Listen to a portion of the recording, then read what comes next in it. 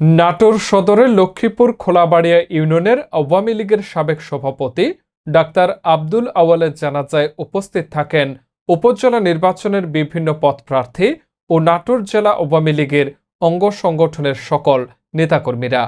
জানাজা শেষে ভোরের চেতনা পত্রিকায় এক সাক্ষাৎকারে দুইবার নির্বাচিত উপজেলা চেয়ারম্যান পদপ্রার্থী শরীফুল ইসলাম রমজান তৃতীয়বারের মতো নির্বাচিত হলে পরিবারের প্রতি সকল ধরনের সার্বিক সহযোগিতার প্রত্যাশা করেন।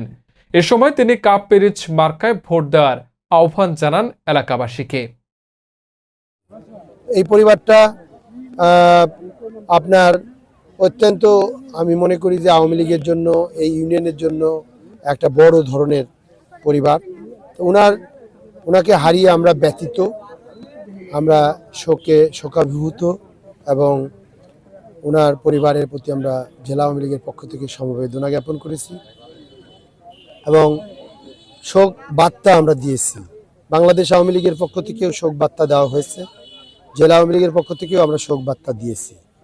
আমি আশা করি যে আমার ইউনিয়ন আওয়ামী লীগ রয়েছে, উপজেলা আওয়ামী লীগ রয়েছে, আমরা সকলে দেখব। এছাড়াও আমি দুইবার উপজেলা পরিষদের চেয়ারম্যান নির্বাচিত হয়ে দুবার আমি উপজেলা পরিষদের শ্রেষ্ঠ চেয়ারম্যানও নির্বাচিত হয়েছি। তো আমি যেহেতু ইনোভেটেড মানুষ, সকল শ্রেণী পেশার মানুষকে নিয়ে কাজ করি, এ কারণে আমি জয়ের ব্যাপারে শতভাগ আশাবাদী যে আমি শতভাগ জয় লাভ করব। জনগণ আমার সঙ্গে রয়েছে।